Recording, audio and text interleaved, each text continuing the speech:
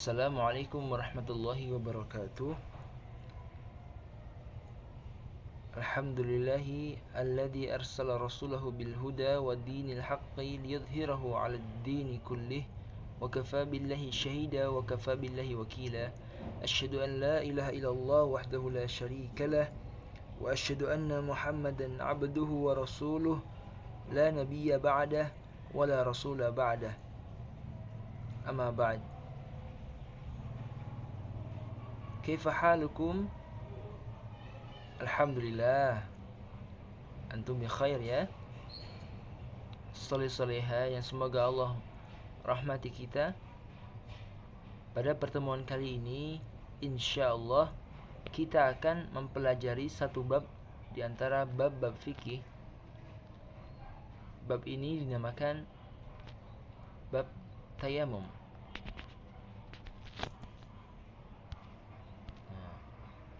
Tayamum.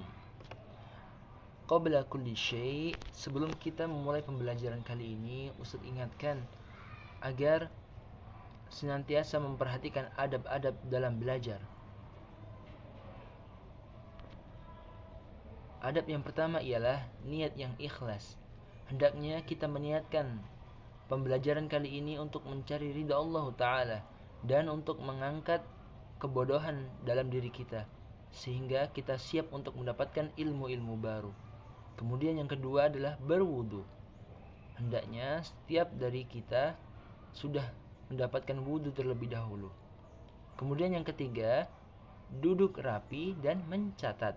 Nah, jangan lupa untuk mencatat poin-poin penting dari pertemuan kita kali ini.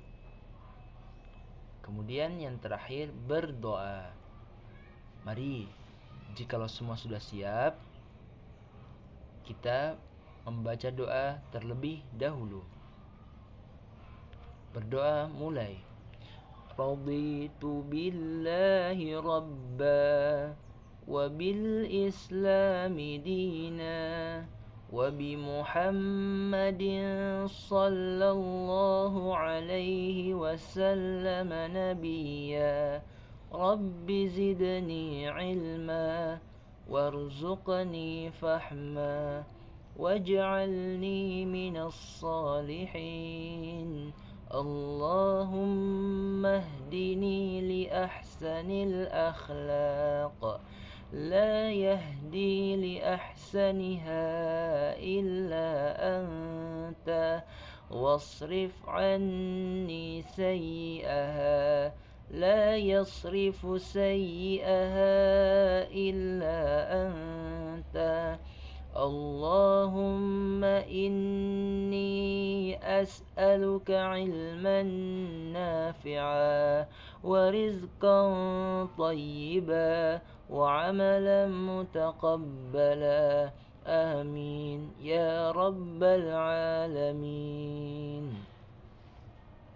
Alhamdulillah, telah kita panjatkan doa kita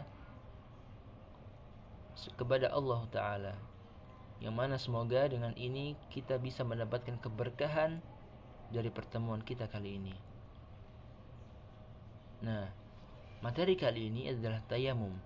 Tahukah kalian apa itu tayamum? Nah, silakan dibuka bukunya halaman 25. Ya.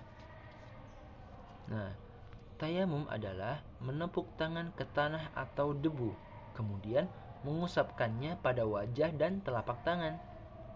Nah, bisa dipilih di buku yang jawaban yang benar. Kita lanjut. Hukum tayamum. Nah, pada halaman berikutnya di buku halaman 26 bisa didapatkan apa hukum tayamum itu sendiri. Ternyata tayamum itu diwajibkan ketika hendak sholat dan kita tidak mendapatkan air atau tidak mampu menggunakan air untuk bersuci. Ya. Dalilnya apa? Apa yang menunjukkan bahwasanya tayamum itu diwajibkan tatkala kita tidak mendapatkan air? Dalilnya adalah firman Allah Ta'ala. Allah berfirman, "Falam tajidu ma'an fatayammamu sa'idan tayyiban famsahu biwujuhikum wa aydikum min. Lalu kamu tidak memperoleh air, maka bertayamumlah dengan tanah yang baik atau bersih. Usaplah muka dan tanganmu dengan tanah itu. Dalam hadis juga disebutkan, Nabi SAW bersabda, Ju'ilat liyal ardu masjidan wa tahuran. Dijadikan untukku bumi itu sebagai masjid dan sarana bersuci. Baik, kita lanjutkan. Bagaimanakah tata cara tayamum? Nah, cara yang pertama kali dilakukan ialah mengucapkan bismillah. Yang kedua, menepuk kedua tangan ke tanah dengan sekali tepukan. Dengan sekali tepukan berbarengan ya, antara tangan kanan dan kiri. Kemudian yang ketiga, mengusap wajah dengan sekali tepukan. Artinya tidak perlu mengusap wajah lebih dari satu kali. Kemudian setelahnya ialah mengusap punggung telapak tangan kanan dengan telapak tangan kiri. Begitu juga sebaliknya. Yang didahulukan ketika bersuci ialah bagian sebelah kanan. Baik. Bisa dimengerti nggih? Tentang tata cara untuk bertayamum. Kemudian selanjutnya ialah praktik. Coba kita saksikan seksama dulu video tayamum berikut ini.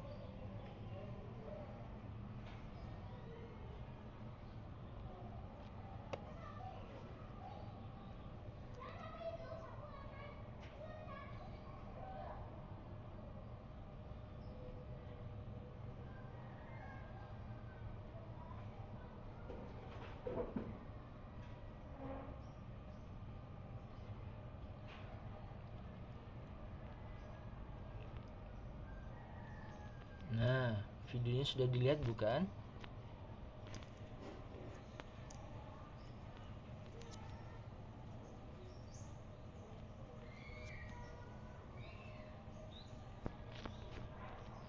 Sekarang kita beralih ke pembahasan selanjutnya. Tolong dibuka di buku halaman 27. Syarat-syarat tayamum. Yang pertama ialah berniat. Dan sebagaimana disebutkan dalam hadis-hadis bahwasanya awal mula dalam ibadah ialah berniat terlebih dahulu. Dan hendaknya tidak dilafadzkan, akan tapi langsung saja berniat dalam hati ingin melakukan amalan tersebut, yaitu kita memaksudkan dalam hati kita untuk segera bertayamum. Kemudian syarat yang kedua ialah bertayamum dengan tanah yang suci atau debu yang suci, artinya bersih, tidak terdapat kotoran dalam tanah tersebut. Kotoran yang dimaksud ialah mungkin kotoran hewan atau sebagainya, selainnya. Kemudian syarat yang ketiga ialah tidak mampu menggunakan air. Nah, pada syarat yang ketiga ini itu terdapat beberapa contoh ya, sebagaimana yang disebutkan dalam buku, yaitu apabila kita berada di suatu tempat, di hutan, padang pasir, atau di tempat lain yang kita tidak mendapatkan air, sama sekali tidak ada air yang suci yang bisa kita gunakan untuk berwudu, maka kita diwajibkan untuk bertayamum. Contoh yang kedua ialah tatkala kita sedang dalam perjalanan dan air yang dibawa hanya sedikit atau cukup untuk minum saja. Nah, di sini pada keadaan ini tidak mungkin seseorang akan menggunakan air itu untuk dibuat wudhu, karena bisa jadi ia mati karena tidak minum. Nah, maka yang diutamakan ialah menggunakan air tersebut untuk minum. Sedangkan berwudhu atau bersucinya ialah dengan bertayamum. Nah, seperti itu nggih. Adapun contoh yang lain mungkin sebagaimana dalam kisah para sahabat, yang dimana disebutkan bahwasanya terdapat seorang sahabat yang tatkala itu berperang, menjaga di perbatasan, mengintai di kawasan musuh. Nah, pada saat itu cuaca di sekitar itu sangat dingin, sehingga sahabat tersebut merasa sangat-sangat kedinginan. Nah, tatkala itu ia qadarullah mendapatkan luka di kepalanya. Nah, dan ternyata juga ia malamnya itu mimpi basah dan diwajibkan untuk mandi besar ketika paginya. Maka para sahabat menyarankannya untuk tetap mandi. Karena pada saat itu belum, Nabi Muhammad tidak ikut tim ini ya, tidak ikut para sahabat ini yang sedang berperang. Nah, tatkala sahabat menyarankannya ia untuk tetap mandi, maka seketika itu pula di siraman pertama, sahabat yang terluka tersebut di kepalanya menyiramkan air dan terkena di kepalanya, langsung ia meninggal di tempat. Allah takdirkan ia meninggal di tempat, yaitu karena sebab air yang dingin tadi. Nah, tatkala dilaporkan kepada Rasulullah SAW mengenai hal tersebut, maka Rasulullah mengatakan, mengapa tidak kalian sarankan ia untuk bersuci dengan tidak menggunakan air, artinya dengan cara yang lain, yaitu bertayamum. Padahal sejatinya atau sebagaimana yang kita ketahui, tatkala seorang sedang junub, ia diwajibkan untuk mandi besar. Akan tapi dalam hal ini tatkala ia tidak bisa menggunakan air karena mungkin cuacanya yang dingin tersebut, maka ia disarankan untuk bertayamum. Nah, seperti itu contoh yang lainnya. Baik, kita berlanjut ya. Pembatal-pembatal tayamum. Pembatal yang pertama adalah apa-apa yang membatalkan wudhu. Yang kedua, mendapati air sebelum sholat. Yang ketiga, murtad. Nah,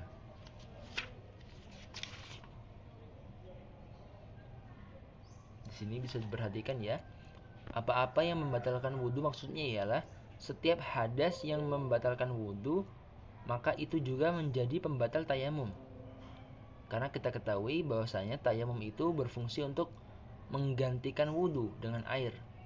Nah, fungsinya adalah untuk bersuci. Maka tatkala ketika tayamum ia berhadas, maka tatkala itu juga ia batal. Kemudian yang kedua, mendapati air sebelum sholat ialah tatkala seseorang tayamum karena hadas kecil atau besar, kemudian ia mendapatkan air sebelum sholat dan ia mampu menggunakan air tersebut, maka seketika itu juga ia batal tayamumnya tadi. Ia wajib untuk mendahulukan bersuci dengan air tadi. Dan yang ketiga, murtad. Tatkala seseorang keluar dari Islam, maka batalah pula semua amal-amalannya, termasuk hal seperti ini, yaitu bersuci, tayamum, atau yang lainnya. Baik.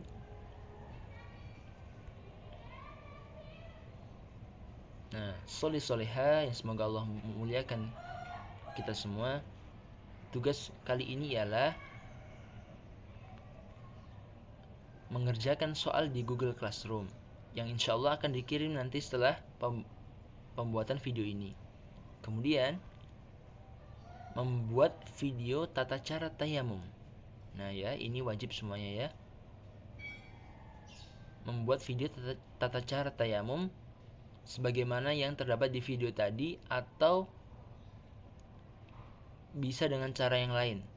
Yang di video tadi itu adalah tatkala seorang dalam keadaan sakit di rumah sakit, maka ia dibawakan wadah yang berisi pasir atau debu yang suci. Nah, cara yang lainnya ialah kita bisa mencari tempat yang terdapat debu atau pasir yang bersih.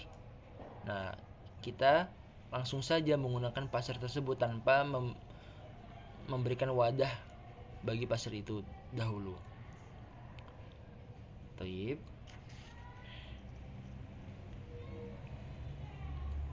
Sebelum kita mengakhiri pertemuan kita kali ini, marilah kita membaca doa sesudah belajar. A'udzu billahi minasy syaithanir rajim. Bismillahirrahmanirrahim. Allahumma inni a'udzu bika minal ajzi wal kasal wal bukhli wal jubn وعذاب القبر اللهم آت نفسي تقواها وزكها أنت خير من زكاها أنت وليها ومولاها اللهم إني أعوذ بك من علم لا ينفع ومن قلب لا يخشع ومن نفس لا تشبع ومن دعوة لا يستجاب لها اللهم فقهني في الدين وعلمني التأويل سبحانك اللهم وبحمدك أشهد أن لا إله إلا أنت أستغفرك وأتوب إليك. Sekian, semoga pertemuan kita kali ini mendapatkan keberkahan dari Allah Azza wa Jal. Ustaz akhiri, wassalamualaikum warahmatullahi wabarakatuh.